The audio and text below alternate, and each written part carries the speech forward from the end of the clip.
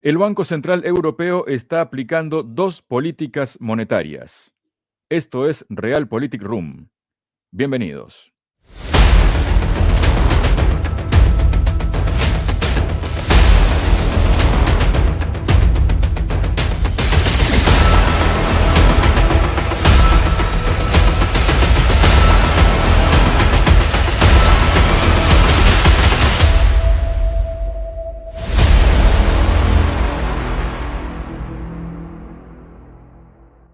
Hola, bienvenidos. Tal como les anticipaba en la presentación del programa, decíamos que el Banco Central Europeo está aplicando dos políticas monetarias, una restrictiva en tipos de interés y otra expansiva para otras gestiones del balance. Para hablar sobre ello estoy junto al presidente de la consultora de CAI Center, Adrián Celaya. Adrián, bienvenido a Realpolitik Room. ¿Cómo estás?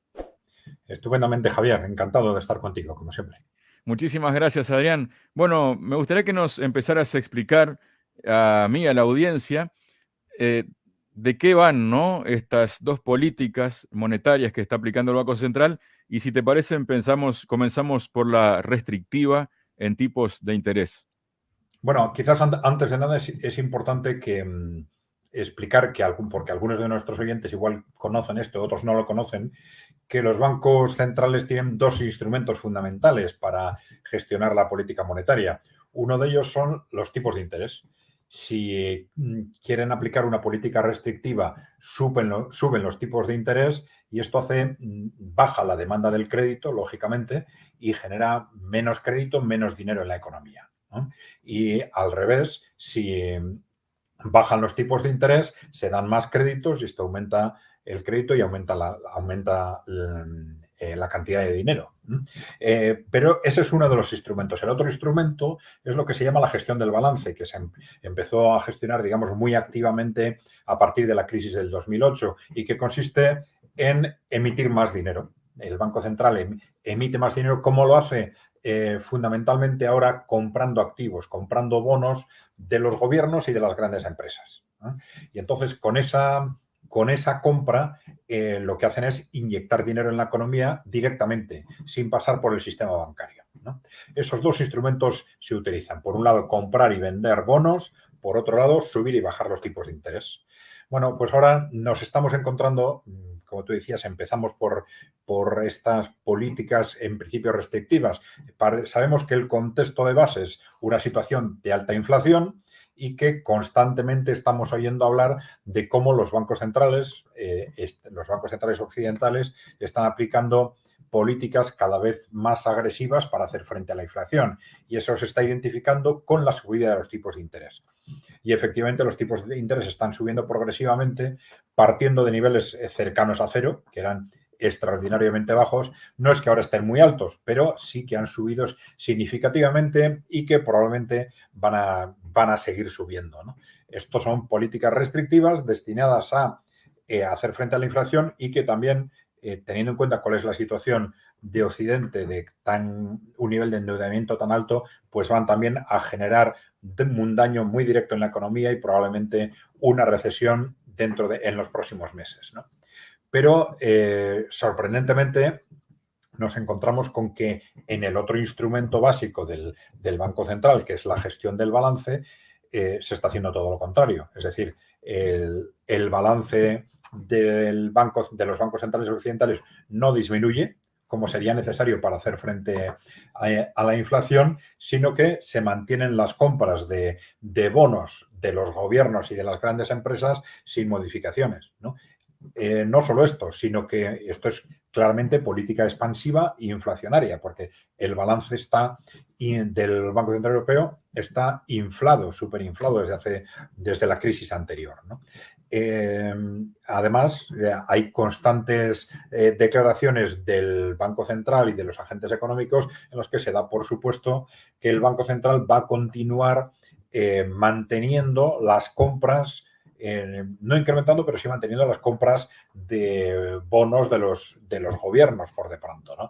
Y que va a mantener sus cifras de balance. Es decir, hay una clara voluntad política de que esa política expansiva, en este caso inflacionaria, se mantenga, ¿no? cual es sorprendente dentro del conjunto. Pero nos estamos encontrando con que esto, desde un punto de vista de la repercusión de los costes de estas políticas, tiene una gran implicación, porque va a haber colectivos que van a estar dañados de forma muy directa por estas políticas restrictivas de los tipos de interés, de las subidas de los tipos de interés, que van a ser los ciudadanos en general y las pymes, y por el otro lado, los gobiernos y las grandes empresas se van a beneficiar constantemente del dinero barato a bajos tipos de interés, porque los bonos se los va a comprar directamente el Banco Central Europeo, ¿no?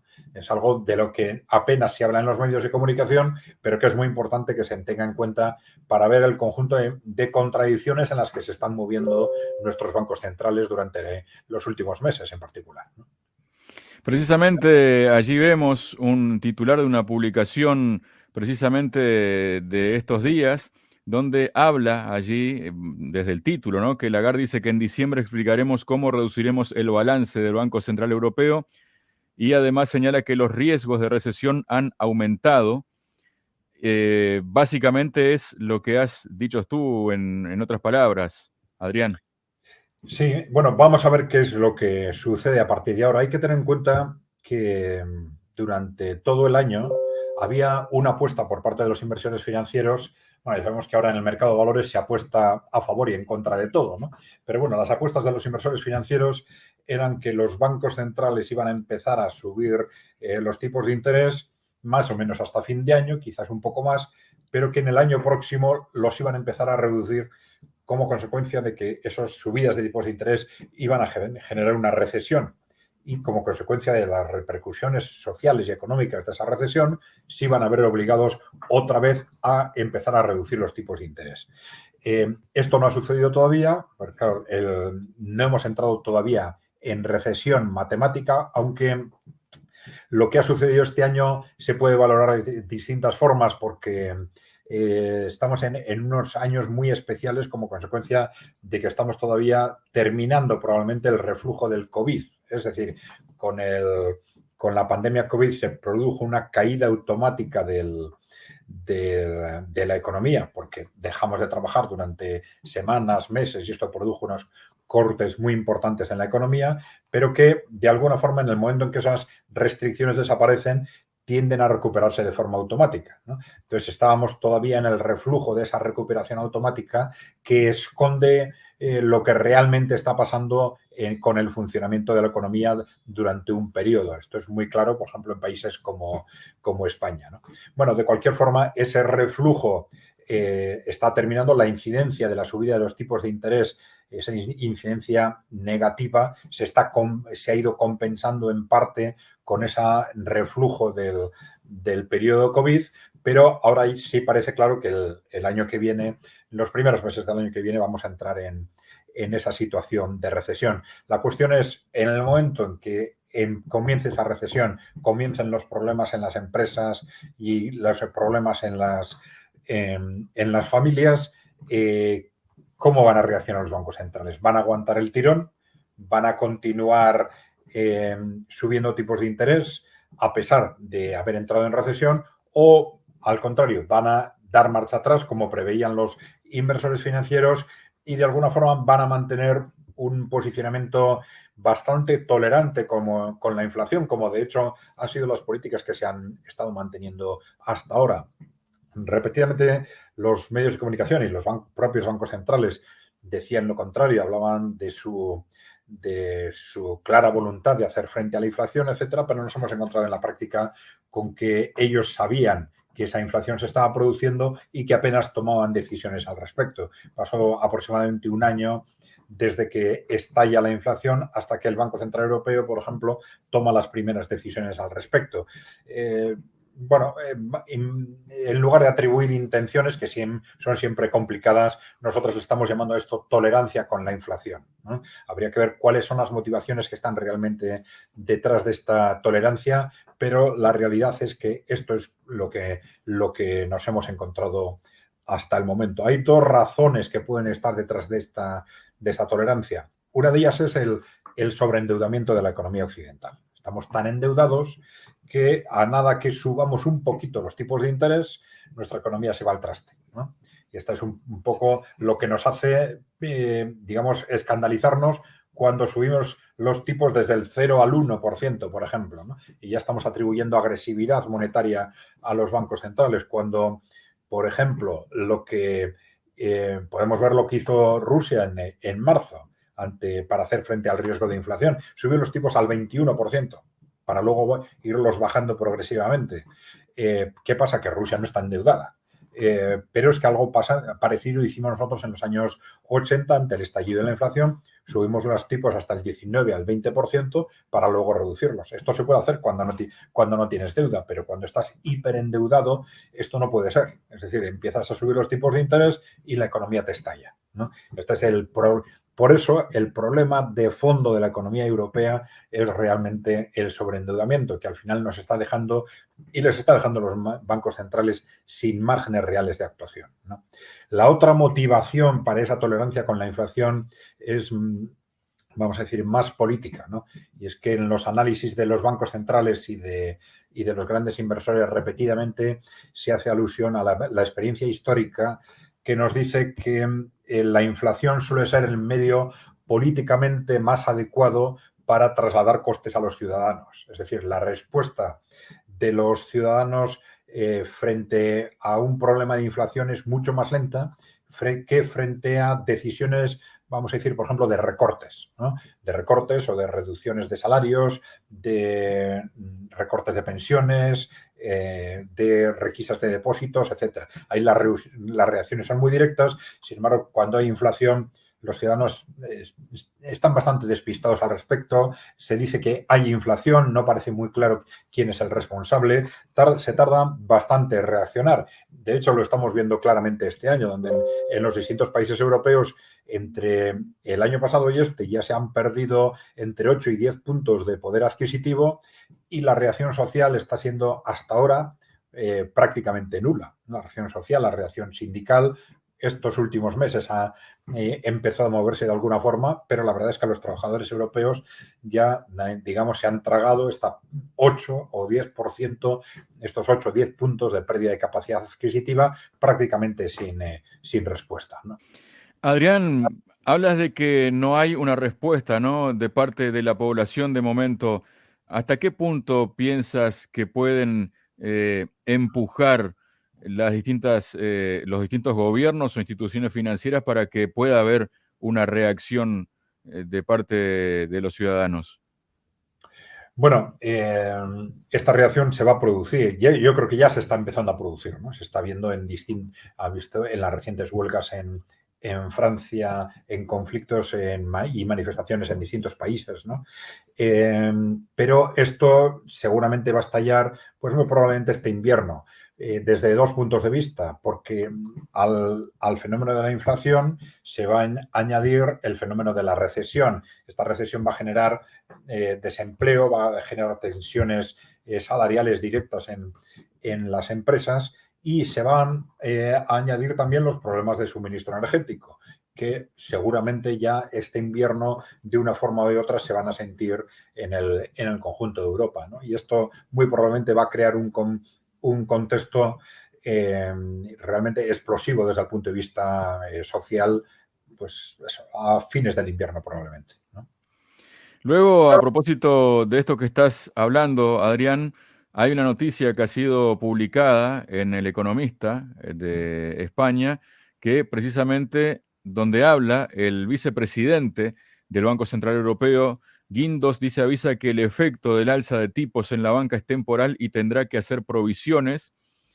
Explica la noticia que el vicepresidente del Banco Central Europeo, Luis de Guindos, ha señalado que a pesar de que el alza de tipos eleve la rentabilidad de la banca, esto será temporal y que la situación económica afectará a la solvencia de los clientes y las entidades tendrán que realizar más provisiones. Volvió a insistir en que no hay que dejarse cegar por la subida de tipos, ya que su efecto en la banca es a corto plazo y tiene un cierto componente de ilusión.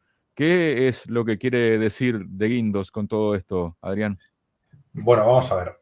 Por un lado, se está repitiendo mucho en los medios de comunicación que las subidas de tipos de interés tienen un efecto muy positivo para los beneficios de los bancos, ¿no? Bueno, esto es así relativamente, ¿no? Por un lado, es cierto que con los tipos en cero, o en cero incluso, los tipos del Banco Central en cero o incluso negativos, los bancos se estaban quedando sin margen entre los depósitos, que prácticamente estaban en cero en tipos de interés, entre los depósitos y los tipos de los créditos, que es al final de donde gana dinero la banca comercial. Pero esa es solo una de las actividades de los bancos, porque lo que es banca de inversión estaba muy beneficiada por esos tipos de interés tan bajos del Banco Central. Es más, lo que estaban haciendo es coger dinero regalado, vamos a decir, del Banco Central al 0% e invirtiéndolo directamente sin realizar ninguna gestión prácticamente al respecto e invirtiendo directamente en deuda pública, por ejemplo, quedándose con el margen intermedio, ¿no? Pero bueno, desde el punto de vista de lo que es banca comercial, la que funciona en base a depósitos y a créditos, sí es claro que la subida de los tipos de interés les beneficia, porque les da un mayor margen entre depósitos y créditos y esto alimenta sus beneficios, ¿no? A esto es a lo que se está refiriendo de Guindos con estas expectativas positivas que se han creado durante este año en el sector bancario. Pero alerta de que, ojo, porque estas subidas de tipos de interés, a su vez, van a tener impacto negativo en la economía real, van a caer empresas, van a caer familias y esto a su vez va a repercutir después negativamente sobre el sistema bancario a través de créditos impagados, provisiones, etcétera, ¿no? Claro, esta es la cuestión clave en este momento en Europa, la cuestión clave con respecto a las políticas monetarias, qué es lo que va a pasar a partir del año que viene en el momento en el que estas subidas de tipos de interés impacten negativamente en la economía.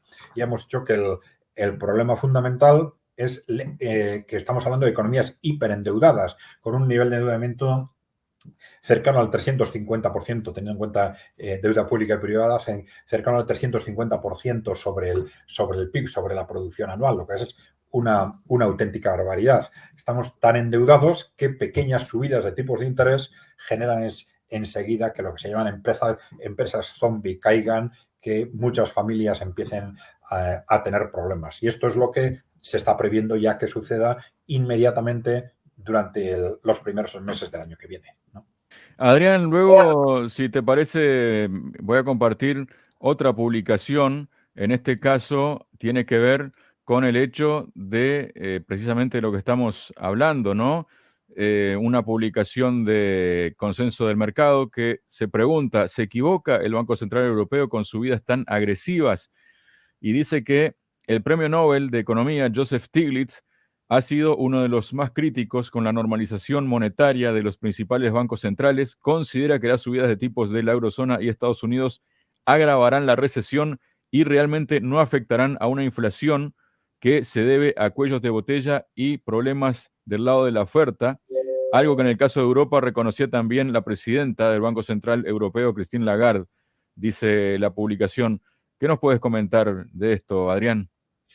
Bueno, vamos a ver, ahí tenemos dos temas. Por un lado, una discusión teórica muy repetida entre los analistas económicos sobre en qué medida la inflación puede ser de oferta o de demanda, es o no un fenómeno real o un fenómeno monetario, y otros que dicen que la inflación siempre es un fenómeno monetario, ¿no? Yo creo que hay que tener en cuenta la perspectiva de corto y de largo plazo. A corto plazo es posible que haya incrementos de coste que no sean realmente inflacionarios y que nos están indicando que la inflación puede ser realmente un fenómeno real, ¿no? En la medida en que no hay una relación directa entre la cantidad de dinero total en la economía y la inflación, porque en el corto plazo puede haber, por ejemplo, un trasvase entre el dinero que se mueve a efectos de compra-venta, que es lo que genera inflación, y los depósitos de los ahorradores. Es decir, a corto plazo, incrementos de costes se pueden trasladar a utilización de ahorro para hacer frente a esos incrementos de coste y, por tanto, no incidir directamente en la inflación y a la inversa, ¿no? Con lo cual, en el corto plazo sí es cierto que es posible que haya otro tipo de factores de economía real, pero también es cierto que a largo plazo solo se puede comprar y vender con dinero. Por lo tanto, la cantidad total de dinero condiciona lo que realmente se compra y se paga en la economía. Bueno, esa es la disputa teórica, ¿no? Pero yo creo que ahora esa disputa sobre ese debate sobre si los tipos de interés están subiendo o no demasiado, yo creo que está evitando el problema de fondo. El problema de fondo es el que hemos comentado antes, que es el sobreendeudamiento. Los tipos de interés ahora siguen siendo bajos, por lo tanto siguen siendo inflacionarios. Recordemos también que ese segundo instrumento de la política monetaria, que es la gestión del balance, se sigue gestionando con una política inflacionaria.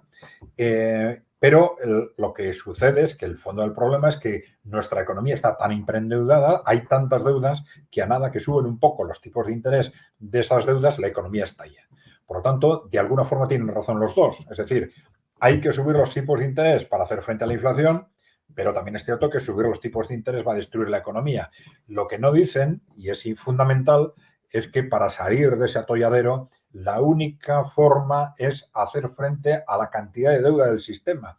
Hay que abordar, y esto yo creo que los grandes expertos realmente lo saben, es imposible salir de este tipo de atolladeros si Occidente, en su conjunto, de alguna forma no aborda lo que se llama el proceso de reducción estructural de deuda, el proceso de desapalancamiento de la deuda occidental. Claro que es un proceso muy difícil, tremendamente doloroso y que exactamente igual que llevamos 40 años, nuestra economía lleva 40 años beneficiándose de tener una deuda cada vez mayor, pues nos vamos a ver perjudicados de una u otra forma a la hora de reducir esa deuda. Pero es que cuanto antes lo hagamos, peor va a ser, ¿eh? Vamos a tener un problema cada vez más gordo. Entonces, el problema de esa dialéctica entre subir tipos de interés o no subir tipos de interés es irresoluble si se olvida cuál es realmente, como digo, ese fondo del problema. ¿Qué hacemos con el sobreendeudamiento de la economía occidental? ¿Está Europa en un callejón sin salida, Adrián? Bueno, vamos a ver. Básicamente el ciudadano europeo también, ¿no? Que es el que más podría preocuparse en toda esta situación, ¿no? Claro, evidentemente está en un callejón sin salida si no se hace lo que hay que hacer. Desde el punto de vista de las políticas monetarias, que era lo que hemos comentado ahora mismo, están en un callejón sin salida si no se hace frente al problema de fondo, que es el sobreendeudamiento de Europa y de Occidente en general. Pero claro, no es el único factor que amenaza a la economía europea. Teníamos un factor histórico de pérdida de productividad que nos ha llevado a niveles de crecimiento de la productividad cercanos a cero. Nuestra economía está estancada en los últimos años, vamos a decir, en los años anteriores al COVID, para evitar tener en cuenta factores, digamos, irregulares o extraordinarios como lo de aquellos años. Pero en los años anteriores al COVID ya estaba estancada con crecimientos de la productividad cercanos a cero. Esta es una cuestión clave para entender en dónde está la economía europea en este momento. Y luego estamos tomando decisiones, en el caso europeo fundamentalmente, de renunciar a lo que ha sido un factor estructural en nuestra competitividad y en nuestra productividad, como ha sido el acceso a los combustibles fósiles baratos de Rusia. Tomar esa decisión de prescindir de estos combustibles pues va a destruir la capacidad competitiva de nuestra industria y va a incrementar los costes de nuestras empresas y de nuestros productos y de nuestros servicios radicalmente durante los próximos años de forma inevitable. Es decir, estas decisiones realmente nos están situando en un callejón sin salida que nos lleva a un empobrecimiento creciente. Tenemos el problema de la deuda acumulada, tenemos el problema de la falta de productividad y tenemos el problema de esas decisiones que nosotros mismos estamos tomando, de alguna forma destruyendo el futuro de nuestra economía, ¿no? Muchísimas gracias, Adrián, por tu presencia este día en Realpolitik Room. Muy bien, Javier. Gracias a ti y a vosotros.